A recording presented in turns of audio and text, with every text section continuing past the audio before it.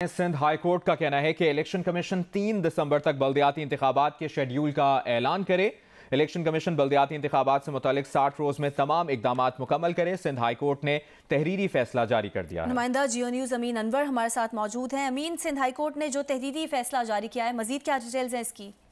जी बिल्कुल, Sindh high court की जानिब से 16 सफ़ात पर मुश्तमिल एक तहरीरी फैसला जारी किया गया है, जिसमें इलेक्शन कमीशन के बारे में कहा गया है कि इलेक्शन कमीशन को मजबूर नहीं किया जा सकता, लेकिन 15 रोज में इलेक्शन के शेड्यूल का ऐलान करे और ये 15 दिन 3 दिसंबर तक जो है वो बनते हैं और इलेक्शन कमीशन बल्दियाती इंतखाबात से मुतालिक 60 रोज में तमाम इकदाम मुकम्मल करे और बल्दियाती इंतखाबात की जो तारीख है वो 2 माह के अंदर अंदर होनी चाहिए। और अदालत ने अपने फैसले में मजीद कहा है कि बल्दियाती इंतखाबात के लिए सिक्योरिटी समेत तमाम सहूलियात फराहम करने की सिंध हुकूमत पाबंद होगी और इंतखाबात से कबल chief secretary Sindh, IG Sindh तमाम जरूरी इकदाम करें। और MQM ने हल्का बंदियों और बल्दियाती इदारों को इख्तियारात देने के हवाले से अपनी तजवीज़ दी थी कि इलेक्शन ना कराए जाए, लेकिन इससे कबल भी MQM की इंतखाबात मुलतवी कराने की जो दरख्वास्त है वो मुस्तरद हो चुकी है।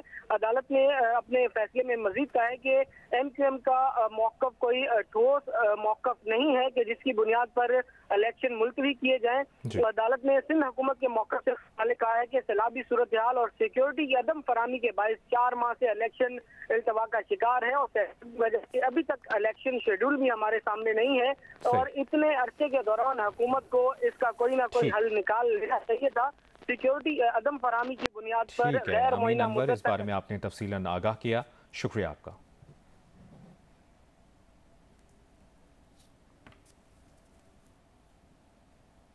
इलेक्शन कमीशन कॉज लिस्ट के मुताबिक इलेक्शन कमीशन 22 नवंबर को कराची बल्दियाती इंतखाबात से मुतालिक महफूज फैसला सुनाएगा। तफसील जानते हैं नौशीन यूसुफ से। नौशीन, क्या अपडेट है आपके पास?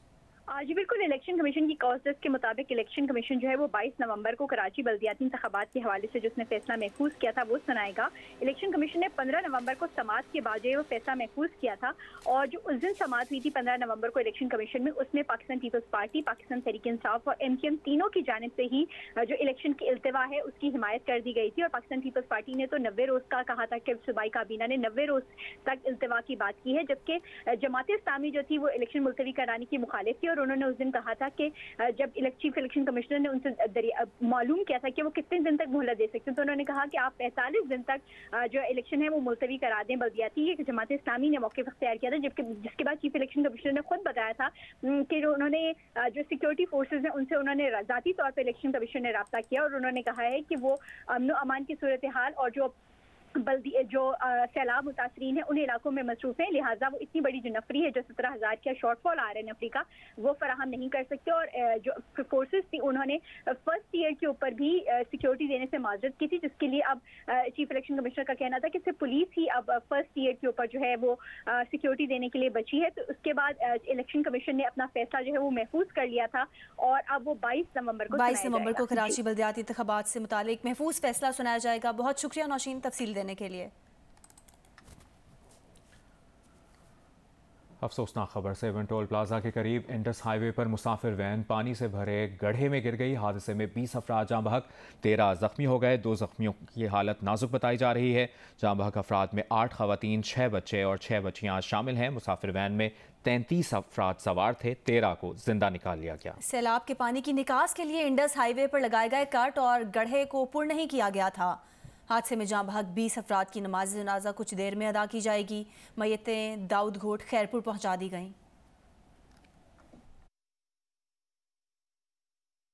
खैरपुर के इलाके दादू फलफोटो में जाँ बहक 20 अफराद की मैयतें पहुंचने पर इलाके में कोहराम मच गया। फिजा सोगवार है और हर आंख अश्कबार। तमाम जाँ बहक अफराद की नमाज जनाजा जुम्मे के बाद अदा की जाएगी। तदफीन मकामी कब्रिस्तान में होगी।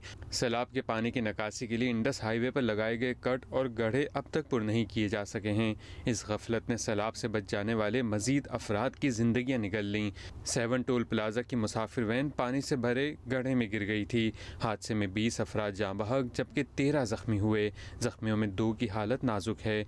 जाँ बहक अफराद में 8 खवातीन, 6 बच्चे और 6 बच्चियाँ शामिल हैं। मुसाफिर वैन में 33 अफराद सवार थे। सेहवन हादसे से मुतालिक अहम हकायक सामने आए हैं। मुसाफिर वैन ओवरलोडेड थी और उसमें गुंजाइश से ज़्यादा मुसाफिर सवार थे। मकामी अफराद वाक़े की तमाम जिम्मेदारी NHA और मोटरवे पुलिस पर आयद कर रहे हैं। इसकी तफसील बता रहे हैं रियाज नारेजो।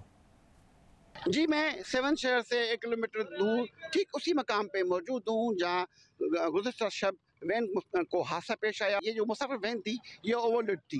मुसाफिर वैन के अंदर जो गुंजाइश होती है वो 22 की होती है, लेकिन इसमें 37 अफराद सवार थे। सामने आप देख रहे हैं सड़क, इसी सड़क से ये खैरपुर मीरस से ये आ रही थी मुसाफिर वैन, जिसमें तमाम ज़ायरीन शामिल थे। और यहाँ पे आके ये वैन तेज़ रफ्तारी के साथ, क्योंकि चूँकि बताया जाता है कि जो ड्राइवर था वो इस रूट से नावाकुफ था, तो सीधी बिल्कुल यहाँ आके ये खड्डे में जाके गिरी। बात यह है कि इसी मकाम पे बुनियादी तौर पर एक यूटर्न होना चाहिए, जो कि मकामी शहरी में बताते हैं मकामी लोग, और यहाँ पे बैरियर्स होने चाहिए, साइन भी होने चाहिए, जो कि इस किस्म का कोई एहतमाम नहीं था। यही वो सबब था, यही वो असबाब थे जिसने 20 अफराद की ज़िंदगी निगल ली। ताकि ये सड़क आप देख सकते हैं कि NHA ने कुछ ही रोज़ पहले बहाल की है और इसी जगह पे कट को बंद करके यह सड़क बहाल कर दी गई आजी तौर पर। लेकिन एक माह गुजरने के बाद जिस मकाम पे मैं खड़ा हूँ, मेरा कब में देख सकते हैं, ये दूसरी 2 हिस्सों पर मुश्तमिल ये सड़क है सेवन से दादू की तरफ। इसका दूसरा हिस्सा अभी तक कट को बंद नहीं किया गया। यही वो असबाब थे जिसकी वजह से यह हादसा पेश आया। इंडस हाईवे पर सैलाबी पानी में लगाए गए कट ने 20 कीमती जानें निगल ली। मकामी अफराद का कहना है कि सड़क बहाल होने के बाद यहाँ यू टर्न नहीं, जिसकी वजह से हाल ही में हादसात रोनुमा होने लगे हैं। इनको जो रोड बहाल करना था तो इससे यू टर्न होना ज़रूरी था, और यहाँ आगे भी 2 ब्रिज है, उधर भी यू टर्न होना था। वहाँ 2-3 मोटरसाइकिल गिर गई है ब्रिज में, ये बहाल होने के रोड पे। और ये बड़ा जो हादसा आया है ये सिर्फ ड्राइवर से रात हमने पूछा तो ड्राइवर ने ये बोला कि मुझे पता नहीं था कि कट जो बंद हुआ है वो इस रोड पे या उस रोड पे। जैसे मैं आया मैं सीधा अंदर आ गया। सेहवन रोड हादसे में जांबाग अफराद और उनका खानदान चंद रोज़ पहले बेटी की शादी के बाद खुसूसी हाजिरी के लिए दरगाह सेहवन शरीफ जा रहा था कि रास्ते में हादसे के बायस 9 बेहता दुल्हन समेत 20 अफराद जांबाग हो गए, जबकि दूल्हा मामूली जख्मी हुआ। जियो न्यूज़ ने जख्मी दूल्हा से बात की है, उनके साथ मौजूद है हमारे नुमाइंदे यासिर फारूकी। जी बिल्कुल, मैं इस वक्त अलमनाक हादसे के बाइस सोग में डूबे हुए गांव दाऊद फुलपोटो में मौजूद हूं, जहां पे एक ही ख़ानदान के 22 अफराद की मैयतें पहुंची हैं, तो पूरे गांव में कोहराम मच गया है। ना सिर्फ ये गांव बल्कि इर्द गिर्द के जितने गांव गोट हैं वो तमाम सोग की फ़िज़ा में डूबे हुए हैं। ये ख़ानदान बेटे की शादी के बाद खुसूसी हाज़िरी के लिए दरगाह सेवन शरीफ जा रहा था, जिसमें के दौरान हादसा पेश आया। इसमें जो शादी हुई थी वो दुल्हन भी जहांबाग हुई। जो दूल्हा है वो मेरे साथ मौजूद है, जख्मी है, हम उनसे जानते हैं ये हादसा किस तरह पेश आया था। जी बिल्कुल, जो ये दूल्हा है नौबेआता, ये इंतहाई सोग में है, सदमे में है, शौक है, इस वजह से ये बात नहीं कर पा रहा है। करीबी अजीज से जानते हैं, ये बताइएगा कब इनकी शादी हुई थी और ये क्यों जा रहे थे दरगाह? ये इसकी शादी जो है 8 दिन पहले हुई थी। ये ऐसे ही मदद मांगने दरगाह पे जा रहे थे। इसकी बीवी है, इसका भाई है, इसका कज़न है, चाची है। अच्छा, आगे बढ़ते हैं, आपको बताएं हुकूमत और PTI के दरमियान तनाव कम करने की कोशिशें। सदर मुमलिकत आरिफ अलवी से वज़ीर ख़जाना इसहाक डार आज अहम मुलाकात करेंगे। सरकारी ज़राए के मुताबिक नए आर्मी चीफ के तकर्रुर के लिए वज़ीर आज़म के दस्तखत के बाद सदर को दस्तखत करना होते हैं। इसहाक डार मुलाकात में मौजूदा हालात में तनाव कम करने की कोशिश करेंगे। इससे पहले वफाकी वज़ीर ख़जाना इसहाक डार ने नून लीग के वफ़द के हमरा आसिफ अली जरदारी, बिलावल भुट्टो जरदारी और मौलाना फजलुर रहमान से रात गए अलग अलग मुलाकातें की थीं। इन मुलाकातों में अहम तैनाती से मुतालिक मुशावरत का आगाज़ हुआ था। PTI लॉन्ग मार्च पर हुकूमती इत्तेहाद की हिकमत अमली पर भी तबादला ख्याल किया गया।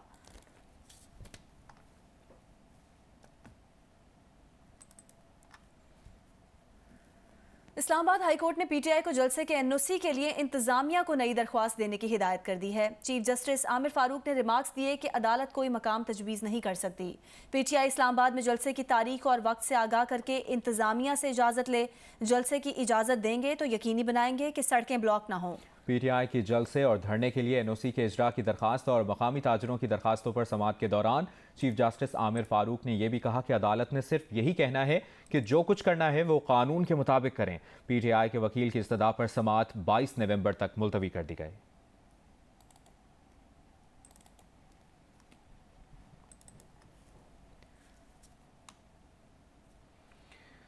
पाकिस्तान तहरीक इंसाफ के जलसे और रैली के लिए रावलपिंडी के इलाके गुजर खान में तमाम तर तैयारियां मुकम्मल कर ली गई हैं। पुलिस और रेस्क्यू हुक्काम ने बाजार बंद करवाकर सिक्योरिटी और इंतजामी उमूर संभाल लिए हैं। पार्टी झंडे और टोपियां बेचने वाले भी सड़क किनारे स्टॉल्स लगाए कारकुनान के मुंतजिर हैं। मजीद जानते हैं अहमद सुभान से। जी बिल्कुल, हम लोग गुजर खान में मौजूद हैं और यहाँ पर आज जिस तरह से तहरीक इंसाफ की जो रैली लाहौर से शुरू हुई थी वो इस वक्त आप गुजर खान पहुँच चुकी है। मेरे कैमरामैन खाकान आपको दिखाएं तो यहाँ पर आप तमाम तर तैयारियाँ मुकम्मल हैं। जो सिक्योरिटी फोर्सेस हैं, जो रेस्क्यू के हुकाम हैं, वो तमाम तर यहाँ पर पहुँच चुके हैं। इस वक्त कंटेनर पहुँचा दिया गया है, यहाँ पर झंडे लगा दिए गए हैं। जो झंडे और टोपियाँ जो तहरीक इंसाफ के वो सेल करने वाले यहाँ पर पहुँच चुके हैं। आसपास के बाज़ारों को बंद किया जा रहा है। यहाँ पर शाह महमूद कुरैशी दोपहर में खिताब करेंगे और फिर इमरान खान भी यहाँ पर जो लाइव खिताब करेंगे वीडियो लिंक पर। इसी तरह असद उमर का जो जलसा है वो भी जिस तरह से आज चकवाल की हदूद में दिन भर गुजारेगा। कल के रोज़ एक्सपेक्टेड है कि ये दोनों जो जलसे हैं वो दोनों इकट्ठे हो जाएंगे रावलपिंडी की हदूद में दाखिल होने से पहले और फिर चेयरमैन तहरीक इंसाफ इमरान खान खिताब करते हुए ये कॉल देंगे कि कब जलसे के जो शुरका हैं और रैली के जो शुरका हैं वो रावलपिंडी या फिर इस्लामाबाद की जाने बढ़ेंगे। जी, गुजर खान में पाकिस्तान तहरीक इंसाफ का जलसा तो शाम में शुरू होगा, लेकिन पुलिस ने जीटी रोड की एक साइड और जलसे के अतराफ में दुकानों को अभी से बंद करवा दिया है। आज हम इस वक्त मौजूद हैं गुजर खान में, जहां पाकिस्तान तहरीक इंसाफ के आज के लॉन्ग मार्च के जलसे की तैयारियां की जा रही हैं। पुलिस ने जीटी रोड की जो रावलपिंडी जाने वाली एक साइड है उसको मुकम्मल तौर पर ट्रैफिक के लिए बंद कर दिया है। जीटी रोड के दूसरी तरफ दो तरफा ट्रैफिक तो चलाई जा रही है, लेकिन यहाँ गाड़ियों की लंबी कतारें लग चुकी हैं। जीटी रोड की एक साइड बंद होने से जो मुसाफिर हैं, जो जीटी रोड पर सफ़र करने वाले शहरी हैं, उन्हें मुश्किलात का सामना है। इसके साथ साथ जलसागाह के इतराफ में जितनी भी दुकानें हैं, बाजार हैं, कारोबारी मराकज़ हैं, उनको भी पुलिस की तरफ से अभी से बंद करवा दिया गया है। IMF ने पाकिस्तान से सैलाब से मुतालिक अखराजात की तफसीलात तलब कर ली हैं। क्या हैं वो तफसीलात? नुमाइंदा जियो न्यूज़ अशरफ मलखम हमारे साथ मौजूद हैं, उनसे जानेंगे। अशरफ बताइए। जी, कल जो मुज़ाकरात हुए थे वज़ीर ख़ज़ाना इसहाक़ डार और IMF के मिशन चीफ के दौरान, उसमें जो पहली दफ़ा भी उन्होंने कहा था, दोबारा भी दोहराया कि हमें तफसीलात बताया पाकिस्तान जो सैलाब से तबाही हुई है इसमें पाकिस्तान के कुल कितने अखराजात होंगे, कितने उनमें से मकानात वगैरह की तामीर पे होंगे, कितने बहाली के कामों पे होंगे और कितने इंफ्रास्ट्रक्चर की तामीरें नौ पे होंगे। उसकी तफसीलात हमें फराहम की जाए। उसके साथ बताया जाए कि फंड्स पाकिस्तान कहाँ से अरेंज करेगा, किस मद में वो निकाले जाएंगे, कहाँ से उनकी इनकम होगी। इसका एक हफ्ते के अंदर अंदर पाकिस्तान उसका जवाब देना है। हमारी इतला के मुताबिक जब अगला हफ्ता मंडे से शुरू होगा उसमें 2 से 3 दिन के अंदर तफसीलात पाकिस्तान फराहम करेगा IMF को। उसके बाद दोबारा दोनों के दरमियान रब्ता होगा वज़ीर ख़ज़ाना और IMF मिशन चीफ के दौरान। उसके बाद तय किया जाए कि नए जायजे के लिए IMF का मिशन कब पाकिस्तान आएगा। जी, अशरफ मलखम, आपने अपडेट किया, शुक्रिया।